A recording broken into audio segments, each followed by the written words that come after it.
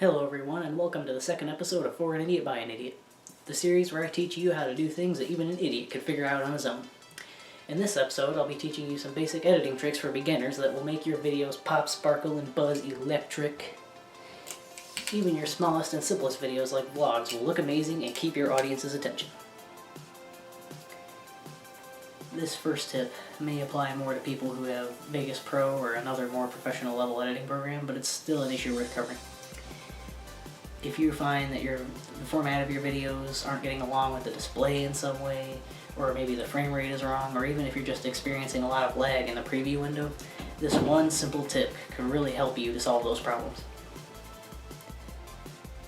Okay, the first thing we're going to discuss is the proper way to import your videos and how to best use your media's settings on Vegas Pro. Now, if you have another program like Movie Maker, this won't help you as much, this particular trick, but stay tuned because there are things that will help you even on Movie Maker. Alright, first what we're going to do if we're going to import our video into here, we're not just going to, well, you would want to just click open and go straight to it, but that's not the best way to do it. Okay, if you can see here, we're going to go down to the Properties button. Okay, I might just get a closer shot of that a little bit, but there you go, there's the Properties button right there. You'll see it'll be a little mouse with a bunch of lines there, Properties. And when you get into the Properties, you'll see all your different settings here, your pixel format, whatever, your frame rate, your ratio, whatever you need. Okay, this is going to be all your different settings here. Now, I know this seems a little daunting, but there's an easy way to get this. You don't have to know the settings for your video, and that's actually surprising, because here you got your frame rate and you got your dimensions and everything. But here's the thing, you go over here to this thing on the side that has the Properties symbol along with what looks like a film negative. You click that. That's called your Match Media Settings button. You click that, and then it brings you out to whatever folder that you last used to open stuff. So here's the outside here of my Vegas Pro folder, and I have some example shots here. I'm just going to be importing throughout the video to show you these tricks. So we'll just import this one, whatever. Okay, so we're going to click open on that, and now all of the settings for that video has been matched in here. So now everything about that video clip is now in here, so it'll match perfectly. So I apply, and then OK, and now we go to open, or you could go into your, in your project media or whatever, your Explorer, and import that way, but I don't really see the point of that when you can just click open and do it that way. So now you open that video, or if, as probably would be the case, if all of your videos are from the same camera, you can click any of them after this without having to do that again. So, but since that's the one we're working with, we'll open that one. And now it's in. Okay, so you can see me standing there. This is just something that we'll be using throughout the video. Alright, now sometimes you'll notice when you're playing a video, so this is raw footage unedited, so you'll see me turn on the camera here. In my case, this isn't actually, what's the word I'm looking for? It's not choppy at all, and that's because I have my preview at half. The standard for a preview in Vegas Pro, and it might actually be the case in other editors too. If you have Movie Maker, you might want to check around your preview pane to see if there's different quality settings, because the preview pane's quality will not affect your video's quality, because you still have all your settings right here. Not sure if you can read all that, but all this below your preview pane is all the settings for your video. That's all the information that the editor needs when the video is rendering to get everything correct. I don't know the proper term, and I'm not going to sit here and act like an idiot trying to figure it out. But it's going to get everything correct. So what you're going to do is you're going to go into preview. Normally it'll be at full. You don't want to click auto because depending on how much RAM you have, it'll go up and down or whatever if you're using other programs. You want to just put it at half, and that will make sure that it still looks alright so you can see what's going on, but the frame rate won't be low. You won't see a lot of choppiness. So it'll still be rather smooth. Sometimes you'll see a little bit of choppiness, especially if you're doing video effects and stuff. Like when I was editing my skit together, when I would do the split screen shots, there was still a lot of lag because there was 2 shots going at once simultaneously, so that was hard for this to keep up with, even with the preview at half. Anyway, so that's that. Okay, now on to the next trick. Now, suppose you filmed a vlog or some other kind of video that focuses primarily on talking. You open up your video in your editing program and you find out you're too quiet, nobody will be able to hear you, and the volume for your audio track is already at 100%. I'll have to refilm the whole thing! Oh, the horror! The horror! No, you don't have to refilm the whole thing. This simple trick may help to fix this problem. Alright, quickly I want to say, please excuse just the camera pointing at the screen here. I wasn't able, in the process of getting to this point in the video, I wasn't able to find a good screen capturing software that was trustworthy for me to download. But still, I'm doing the best I can. Alright. I actually have here one of my recent videos that had this exact problem where I was too quiet and I needed somehow to get louder. Now the reason why I was so quiet in this one in particular was because of the fact that when I got home my parents were already in bed and I needed to be quiet because especially my mom is a light sleeper. So I was down here in my kitchen, well, my dining room, trying my best to stay quiet because the inside of our house has no insulation, so it's not soundproof at all. In fact, I'm pretty sure everyone in the house can hear me talking to you right now. So, as a result, again, I was too quiet. Let's not down, let's turn this up so maybe you can hear, or rather not hear, me talking here.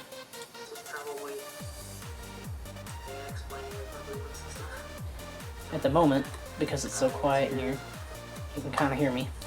But the point is, I noticed at parts of the video, I wasn't loud enough. So, what you're going to do is, I'm not sure if you can do this kind of thing on Movie Maker. I think there are certain things, certain versions of Movie Maker you can do this on. And in fact, actually, never mind, I do know why you can do this on Movie Maker. And I'll explain that in a minute for those of you who don't have this program. But for those of you who have this program, an easy way to do this is, you'll notice that the volume is already at 100%. Gains 0, 0, that means it's at maximum. See, here's your volume slider, bringing it down or bringing it up. That's the top, that's as far as it goes.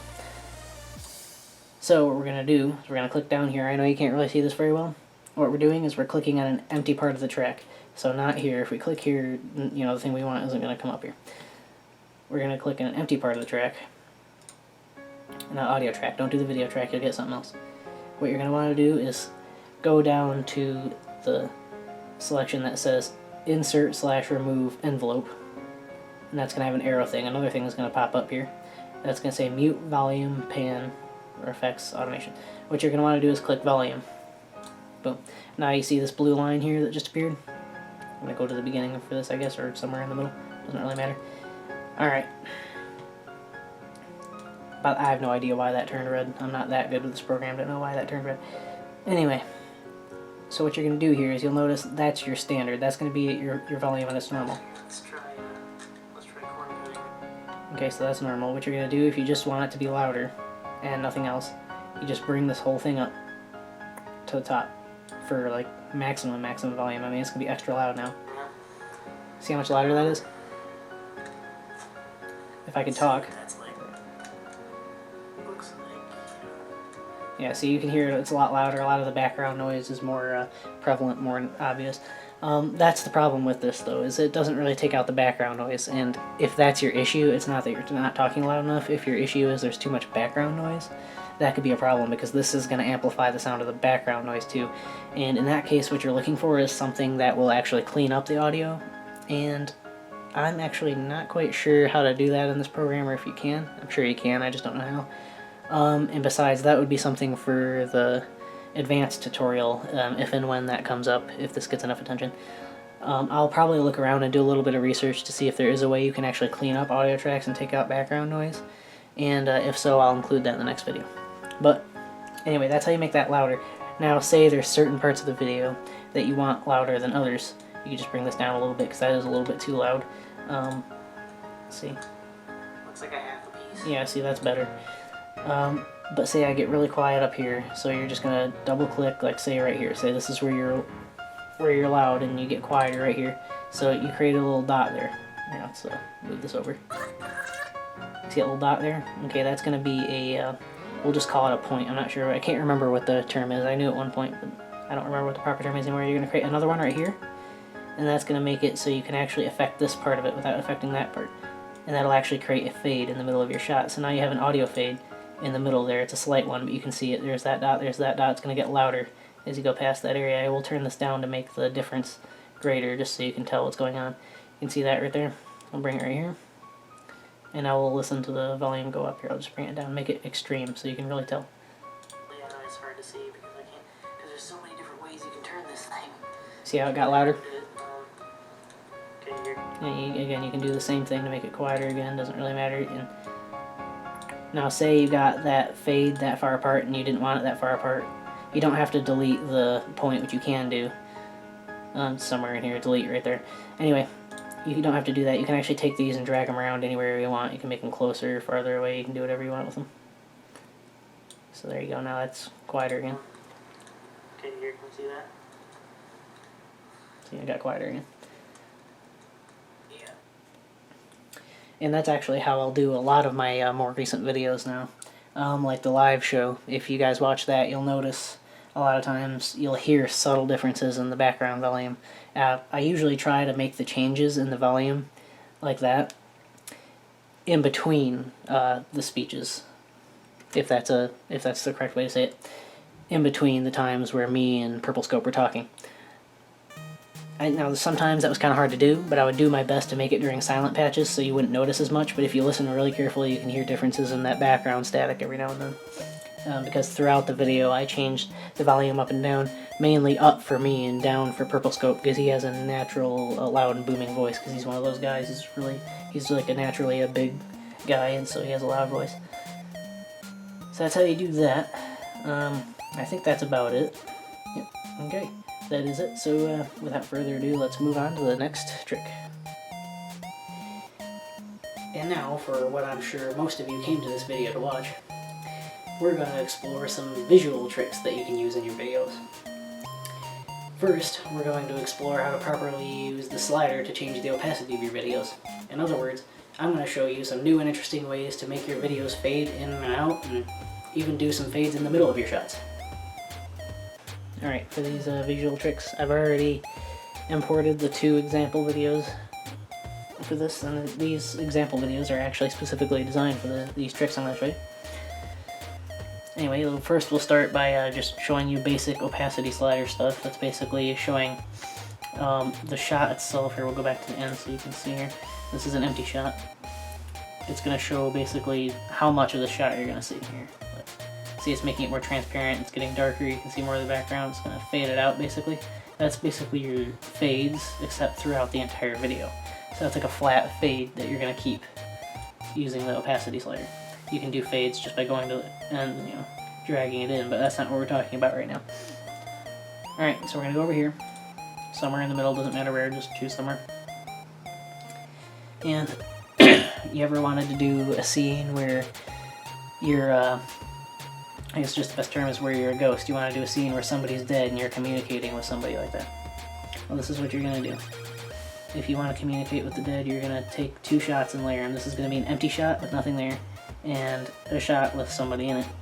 And the important thing is these 2 shots have to be in the exact same spot. So you do 1 shot with the person standing there, do not move the camera at all, and then do a shot with nobody there of similar length. Now, it doesn't matter which order you do it in. You can do the one with no one there first, and then do the one with the person in it first. I did the one where I was in it first.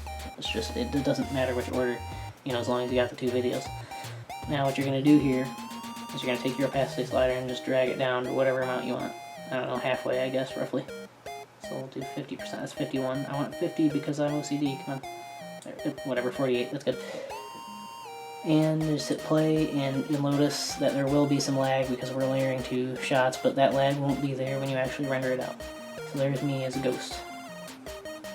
So I can bring myself back a little bit,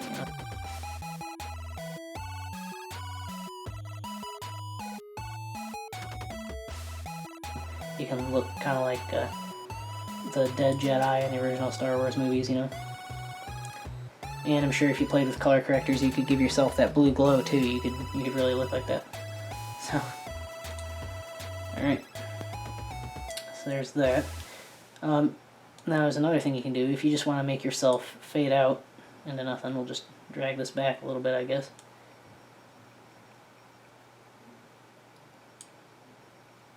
Just put a fade in. You just want to make yourself disappear altogether. Fade away into nothing. Oh, there's me doing a little dance there. So you notice I put that fade there, and I'm just fading away into nothing. Bye. There you go. I'm gone. You can actually do that trick without layering 2 video tracks. So like if you have Movie Maker, you can still do that particular trick. I don't know about the ghost trick where you know, where you're half invisible the whole time. I mean, you can combine the 2 tricks too. There is another way you can do the just fade away trick though, without having to do 2 different video tracks, and I'll show you that right now. So we'll just go ahead and just put that back up, and we'll get rid of the fade. You'll notice that I made another video and audio track. I just basically right-clicked somewhere down in here and insert audio track, insert video track, and that's how I was able to import 2 videos in there. Really simple. Anyway, what you do is you just move that over. There you go. Now you got a fade, and it's just, again, it's just fading into the other shot. So there you go. You just create a fade. It's the same thing. In Movie Maker, you can't really customize your fades as much as in Vegas Pro. You know, you can drag it back, you know, make it longer if you want. So there you go. Anyway, this doesn't just work for things like that. Let's go ahead and move this video track up here. I could probably just get rid of that extra audio track. We don't really need it. There we go. Anyway, now we're going to, we'll actually make a watermark. So let's do that. Let's make a watermark.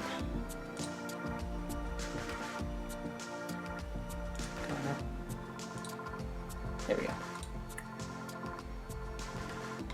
Okay, so I'm putting text over my video. It will overload. There we go. Okay.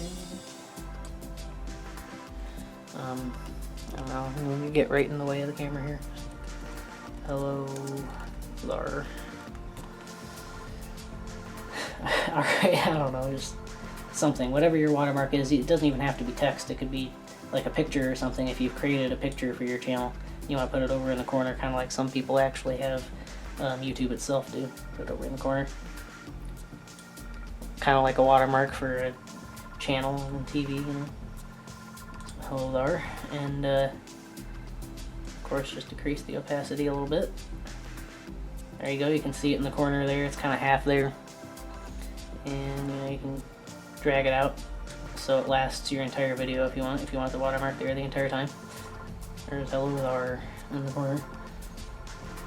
I mean, it doesn't have to be like that. It could be completely visible too, but you know, avoid taking away from the quality of your video. You know, make it less distracting.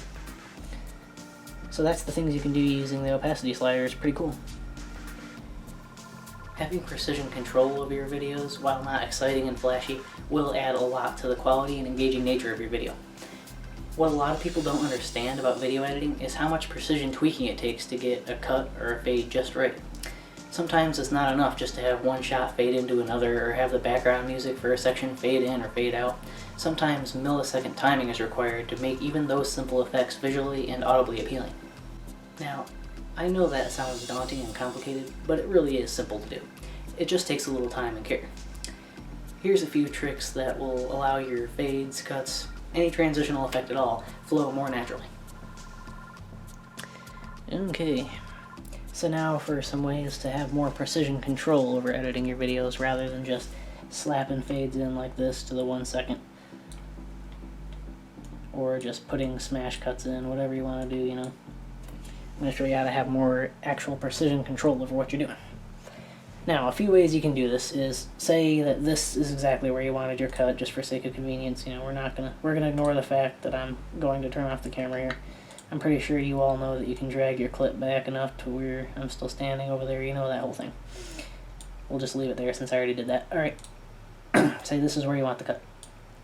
We could just have a smash cut here, sure. You know, where I just all of a sudden, boop, I'm gone. But, you know, maybe you could have yourself, you know, snapping your fingers right before then, just, and you're gone. But, say you want to have a subtle fade there that's fast, you know, but it's not just a smash cut. Say there's just like a small cut, like I'll do that a lot, you'll notice in my videos, where I'll be saying something, and I'll be kind of trying to figure out what I'm going to say next, and it won't take too long. It'll be like, you know, 5 to 10 seconds of silence, and I don't want that. And I'll just skip ahead to when I already figured out what I was going to say. I'll do these kind of small cuts.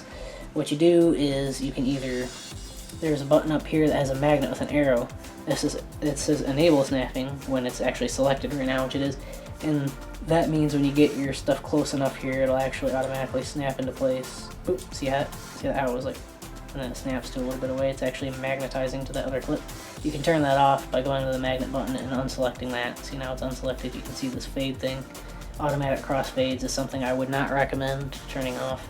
I can't really think of a reason right now why you would want to turn that off, but leave that on.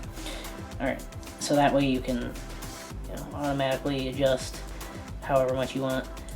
It even isn't affected by this, in fact. See, it's not magnetizing to that either. Your cursor isn't affecting it either. So you can do it that way. That's mainly for if you want slight differences between your shots, like that is what I would recommend that for. Like you have a fade out here, to whatever, like a second. Then you got a fade in here. You'll notice this, especially at the end of my videos, I do this trick a lot, where I'll have like a second of black, not even like a millisecond or two of black in between. See? And using the demagnetize or disable snapping button will help with that. But say you want that small cut, like I was saying, what you're gonna want to do, it's actually easier if you enable snapping, actually. Snap the videos together. And this is something I'm not sure if you can do. There might be a keyboard shortcut for it in Movie Maker, but I know in Vegas Pro, at least in 11, like I'm using, if you have a full keyboard here and you have your separate numbers off to the side, that are in the 3 stacks of 3. I might get a shot of that just to show you what I'm talking about, but you can use your 4 and 6 button to move a few frames in or out, like select this one, and now I can move this a few frames to left or right, or you can use 1 and 3 to move it 1 frame to the left or right. See, I got 0.01 of a second there, so it's 1 frame at a time. And I'm not sure that's actual seconds or if it's just a number. I'm not really sure, but that's moving it 1 at a time, 1 millisecond at a time. I guess it's not 1 frame at a time. And then you can do 4 or 6 just to do like 3 at a time, which is usually what I do. Like if I'm doing one of those quick cuts, I'll usually just go like to 12. I'll go 3, 6, 9, 12. And that'll be a quick fade for you, just into the next shot. Boom, see, it's gone. That's what I'll do in the middle of my talking if there's a small pause I don't want there. Or, you can do it in the middle too. There's another way, actually, you can have some more precision control. Say there's a specific spot that you want a cut at, like, it's not even a visual thing, it's actually in the audio. You want a cut right after somebody says something, but you're not really sure. You can't look down here and see exactly where that sentence ends. What you can do, like say the sentence is going to end in like 2 seconds or something. Okay, ends right there. That's exactly where I wanted it to cut based on the audio. What I can do is either on Movie Maker, there's a split button up here by your preview pane. You can click split and you can split it there right where you pause it. Or on Vegas Pro, you can just click the S button on your keyboard. If you're selecting that clip anyway, you can do that. Let me make sure this clip is selected first. There we go. If your clip is selected, you'll know it's selected when it's blue, and then you can hit S on the keyboard, and that's where it splits it. And then you can, do your fade there. Do whatever you want. There's more to it, but that's some of the basics. I'll cover more in depth on how to have more precision control of your videos in the advanced tutorial if this video gets enough attention. I think that should be it for now. I'll come back with more. You'll see a cut here with more after it. If there is more, if there isn't, well, on to the outro shot. If this video gets enough attention, and I know enough of you found it helpful, I'll come back with another video showing you more advanced editing tricks, like how to use color correctors and different functions for tweaking the visuals in your video, doing animations in your timeline with text and different objects on your screen, even doing 3D animations, how to do a seamless split screen like you've seen in my skits, and more. And hell, I may even just do a spin-off series of this video explaining more simple tricks in other videos for editing, because I know that this video alone didn't cover nearly enough of the tricks that you could be using in your editor, and it didn't cover even close to all the tricks that I know. This is just a few of the ones that you'll be using the most. Anyway, like this video if you found it helpful. Go ahead and comment if there was something that I didn't cover in this video, a trick that you want to know how to do. If I can help you, if I know how to do it, I'll add it to the next video. And, well, of course, so you don't miss another video, don't forget to subscribe. This has been Steve Blair with TeaTime Productions, and I'll see you in the next video. This tea fire though. Can I have another cup? This tea fire.